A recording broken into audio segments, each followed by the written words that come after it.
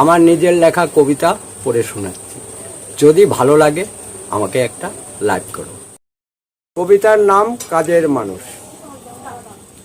আমি কাজের মানুষ, কাজ খুঁজি আর কাজ করি, যে কাজ পাই সেই কাজ করি, লজ্জা ঘৃণা ভয় করি না, কাজের নেশায় ঘুরি আমি, যে যখন ডাকে ছুটে যাই আপন মনে, কাজ দিলে কাজ করি, পয়সা নেই হাতে, কোনো লজ্জা নাই তাতে, ভোর হলে কাজের জন্য ঘুরি সবার দ্বারে দ্বারে, কাজ হলে কাজ করি, ডাল ভাত জোটে, পেট ভরে খাই, কষ্ট কিছু নাই।